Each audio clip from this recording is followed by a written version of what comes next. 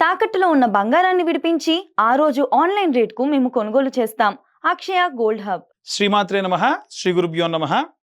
December నెలలో 1వ తారీఖు నుండి 31వ తారీఖు వరకు కూడా ద్వాదశ రాశులకి కూడా ఎలా ఉండబోతుంది, ముఖ్యంగా గురు తిరోగమనం. అప్పటి వరకు శుక్రుడు తన స్వక్షేత్రంలో నుంచి ఈ యొక్క వృశ్చికంలోకి ప్రవేశించడం, కుజుడు కూడా డిసెంబర్ 8, 9 తారీఖుల తర్వాతకి వృశ్చిక రాశి నుండి ధనుస్సులోకి ప్రవేశించడం. అప్పటి వరకు శుక్రుడు స్వక్షేత్రంలో ఉన్న కారణం చేత అది మాలవ్య యోగంగా, అలాగే కుజుడు గనక తన స్వక్షేత్రంలో ఉంటే రుచక యోగం ఉన్నటువంటివన్నీ కూడా 7, 8 తారీఖుల వరకు మాత్రమే యోగిస్తూ ఉన్నాయి. 7, 8 తారీఖుల మధ్యలో ద్వాదశ రాశుల వారు ఎవరూ కూడా ఎట్టి పరిస్థితులలో ఇక్కడ చతుర్గ్రహ కూటమి అనేటువంటిది ఏర్పడుతుంది. అది కేవలం ఒక రోజు మొత్తం ఉంటుంది. ఆ రోజున మటుకు ఎట్టి పరిస్థితుల్లో ప్రయోగాత్మకమైనటువంటి పనులు చేయడం కానీ, విశేషమైనటువంటి కార్యక్రమాలు కానీ చేయకుండా ఉంటే మంచిది. అలాగే ఈ యొక్క ద్వాదశ రాశుల వారికి కూడా ఈ గ్రహ సంచారాల్లో భాగంగా ఎలా ఉండబోతుంది అనేటువంటి విషయాన్ని ఇప్పుడు మనం తెలుసుకుందాం. తదుపరి మీనరాశి వారికి సంబంధించి ఈ యొక్క డిసెంబర్ 1 నుండి 31వ తారీఖు వరకు కూడా ఎలా ఉండబోతుంది అనేటువంటి విషయాన్ని ఇప్పుడు మనం తెలుసుకుందాం. రుచక యోగం కానీ, గురు తిరోగమనం కానీ ఏవి కూడా వీరికి లాభించట్లేదు.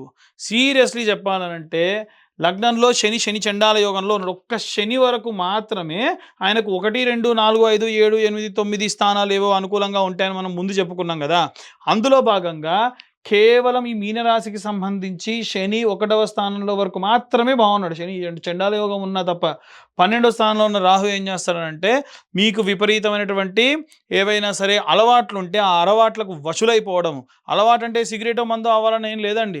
అది ఏ అలవాటైనా అయి ఉండొచ్చు. టీ అలవాటు కావచ్చు, షుగర్ పెరగవచ్చు, అలాగే ఏదైనా సరే పేకాడడం లాంటివి కావచ్చు, లేకుంటే ఇంకా ఏవైనా సరే విశేషంగా విపరీతమైనటువంటి కొంతమంది స్వీట్లు తింటారు, కొంతమంది ఈ యొక్క గుట్కాలు నవ్వులుతూ ఉంటారు. ఏదో ఒక అలవాటు, దానివల్ల మీరు ఇబ్బంది పడుతూ ఉంటారు.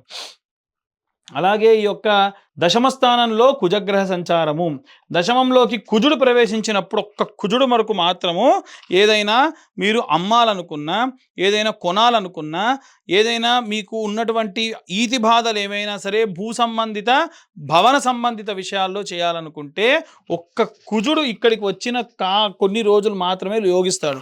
ఇప్పుడు ఇక్కడ కుజుడు ఎన్ని రోజులు ఉంటాడండి అంటే కేవలం 2-3 నెలలు మాత్రమే ఉంటాడు. 2 నెలల సంచారం కూడా ఉండదు ఈయనది. 1 నెల 15 రోజులు 2 నెలలు ఉంటాడు. ఆ టైం వరకు వీలైనంత వరకు మీకేమైనా అమ్మాలి కొనాలి అంటే చేసేయండి. ఆ తర్వాత చేస్తే వరకు మీకు అంత యోగ్యం కాదు. అలాగే నవమ స్థానంలో సూర్యుడు బాగోడు, శుక్రుడు బాగుండడు, కుజుడు బాగుండడు. కుజుడు ఎలా ఇక్కడికి వచ్చేస్తాడు కాబట్టి బుధుడు ఈ సంచారం చేయడం వలన బుధుడు కూడా ఇక్కడికి వచ్చేస్తాడు. దానివల్ల ఏమవుతుంది, బుధుడు కూడా బాగా అంటే వ్యాపారం కానీ, రాజకీయపరమైనటువంటి విషయాలు కానీ, సినీ మీడియా రంగంలో ఉన్న వారికి కూడా ఈ స్థానం అంత యోగ్యం కాదు. గ్రహ సంచారాలు వీరికి ఇప్పుడు నేను చెప్పిన వారు ఎవరికి కూడా యోగించవు. అలాగే 4వ స్థానంలో గురువు కూడా అంతగా ఏముండదు. ఇంకా చెప్పాలనంటే వీరికి తల్లిదండ్రులకు సంబంధించిన ఆరోగ్యం పట్ల ఆందోళనే కలిగిస్తారు తప్ప లాభం ఏముండదు. పంచమ స్థానంలో ఉన్నన్ని రోజులు అంటే 8, 9 తారీఖుల వరకు మాత్రం బాగుంటుంది. ఎందుకంటే 5th హౌస్ అనేటువంటిది ఈ యొక్క మీనరాశి వారికి యోగిస్తుంది. 6వ స్థానంలో ఉన్న కేతువు మళ్ళీ ఇండిసిప్లిన్గా చేయడము, అంటే మీరు చేయాలనుకున్న పనులు చేయలేకపోవడము, ఏవైనా విశేషమైన ఇబ్బందులు పడడము. ఓవరాల్గా చూసుకుంటే ఏలిన నాటి శని ప్రభావంతో ఇబ్బంది పడుతున్నటువంటి ఈ మీనరాశి వారికి చాలదన్నట్టు ఇంకా కొత్త రకాలైన ప్రాబ్లమ్స్ వచ్చేవి సూర్యుడి వల్ల, శుక్రుడి వల్ల, బుధుడి వల్ల. అది కాకుండా గురువు ఈ యొక్క 4వ స్థానంలోకి రావడము. ఈ తిరోగమనం 2 నెలల పాటు ఉంటుంది. 2 నెలల తర్వాతకి ఈ గురువు మళ్ళీ ఈ కర్కాటకంలోకి వస్తాడు, అప్పుడు యోగిస్తుంది. అప్పటి వరకు మీనరాశి వాళ్ళు దయచేసి ప్రయోగాత్మకమైన పనులు చేయొద్దు, ఏవైనా దూర ప్రాంతాలు ప్రయాణం చేయొద్దు, జాగ్రత్తగా ఉండాలి. దీనివలన ఏవైనా సరే గోచారం అనేటువంటిది చాలా కీలకమైనటువంటి జాతకంలో పరిస్థితులను నెలకొల్పుతుంది. ఇక ఇవన్నీ కూడా మనం గోచార రీత్యా చెబుతున్నటువంటి విషయములు మాత్రమే. ఇన్ కేస్ మీ జాతకంలో ఆ లగ్నం కూడా వీలైనంత వరకు గురువు యొక్క స్వక్షేత్రంలో ఉండి అక్కడ సూర్యుడితో సంచారం చేస్తూ ఉంటే అద్భుతంగా ఉంటుంది. అలాగే ఉన్న గ్రహాలన్నీ కూడా ఇప్పుడు ఇంతకుముందు మనం పంచమహాపురుష యోగాల గురించి చెప్పుకున్నాం. ఎవరి జాతకంలోనైనా లగ్నం నుంచి 1వ, 4వ, 7వ అలాగే 10వ స్థానాల్లో గనక కుజుడు గాని, బుధుడు గాని, గురువు గాని, శుక్రుడు గాని, శని గాని ఉంటే పంచమహాపురుష యోగాలు.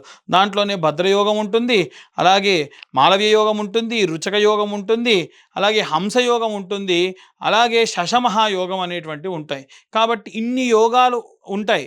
కాబట్టి ఇవన్నీ కూడా గోచారాన్ని బేస్ చేసుకొని చెప్తున్నాం. ఇప్పుడు ఆ యోగాలు మీకు ఉన్నాయా లేదా కావాలంటే మీ పేరు, మీ date of birth, time, place ఉంటే జాతకం డీటెయిల్గా 60-70 పేజీల్లో మీకు ఇవ్వడము. దాంట్లో దశాంతర దశల గురించి, తిదివార నక్షత్ర యోగ కరణముల గురించి, అలాగే 16 భావచక్రముల గురించి డీటెయిల్డ్గా మీతో విశ్లేషణగా చెప్పడము. ఇప్పుడు నేను చెప్పిన యోగముల గురించి చెప్పడము.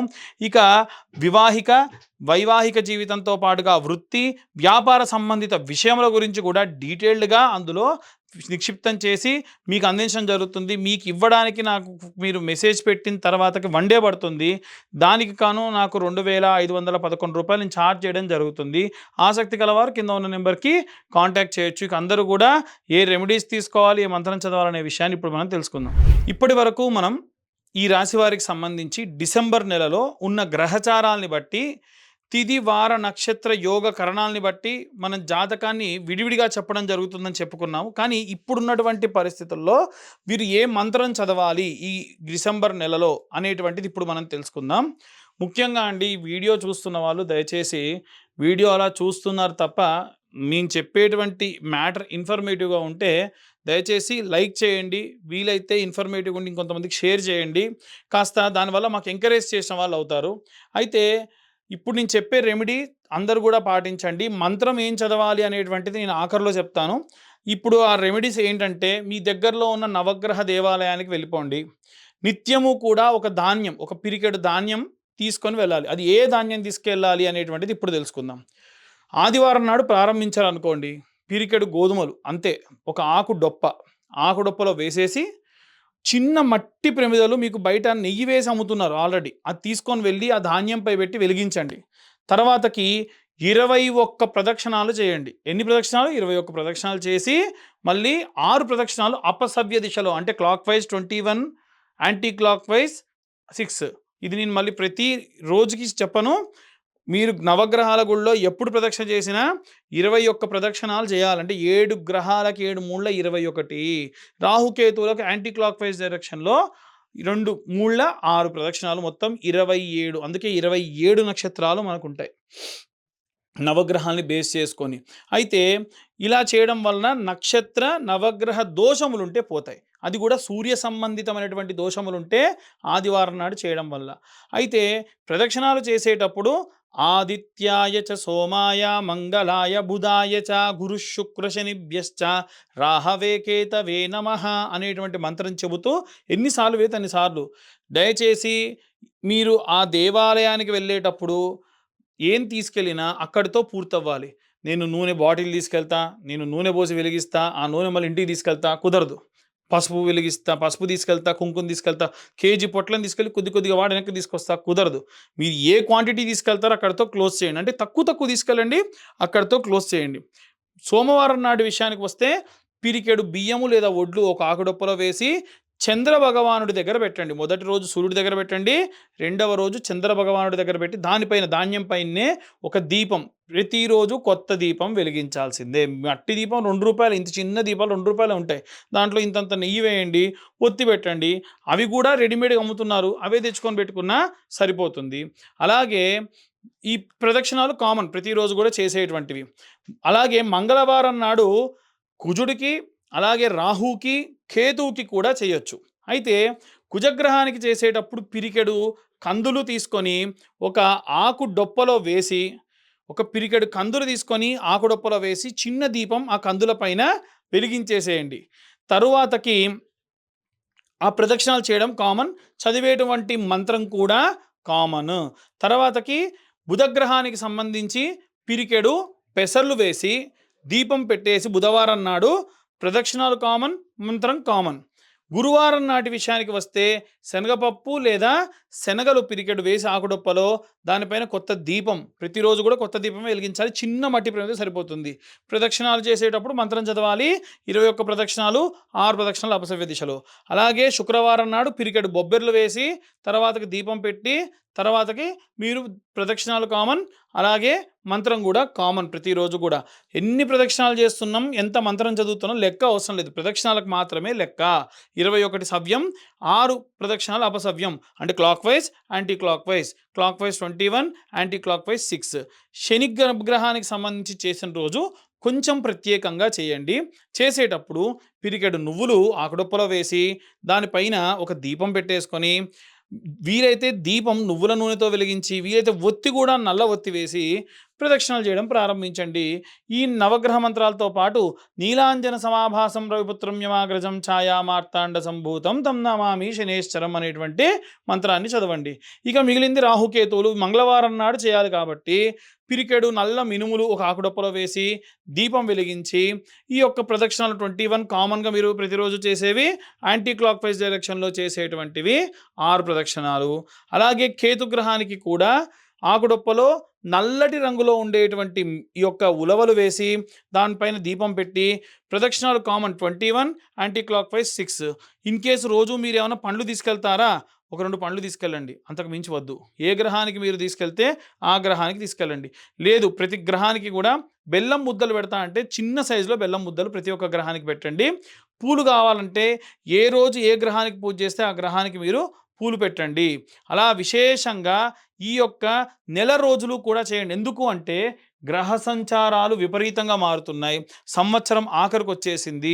వచ్చే సంవత్సరంలో జల సంబంధితమైనటువంటి విషయాలు, అగ్ని సంబంధితమైనటువంటి ప్రమాదాలు విశేషంగా జరగనున్నాయి. కాబట్టి అలాంటి ఎన్నో రకాలైనటువంటి ప్రమాదాలను మనం దాటుకొని ప్రశాంతంగా ఉండాలి అంటే, శక్తిని చేకూరాలంటే నవగ్రహాలు నక్షత్రాలకు సంబంధించిన సంపూర్ణ శుభ కృపా కటాక్షాలు మన యందు ఉండాలి.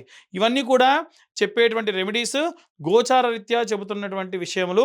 డీటెయిల్డ్గా జాతకం కావాలనుకున్న వారు మీ పేరు, మీ date of birth, time, place ఉంటే జాతకం గురించి ఇంకా డీటెయిల్గా చెప్పి ఇలాంటి రెమెడీస్ వారి వారి పరిస్థితిని తగ్గట్టుగా చెప్పొచ్చు. దానికి కాను 2511 రూపాయలు ఛార్జ్ చేయడం జరుగుతుంది. కాబట్టి మనకు 2026వ సంవత్సరం ఎలా ఉండబోతుంది, ఎవరైనా ప్రముఖులు గతించబోతూ ఉన్నారా, అలాగే ఎలాంటి ప్రమాదాలు జరగబోతూ ఉన్నాయి అనేటువంటి విషయాలుతో మీ ముందుకు వస్తాను. సర్వే జనా సుఖినో భవంతు. స్వస్తి.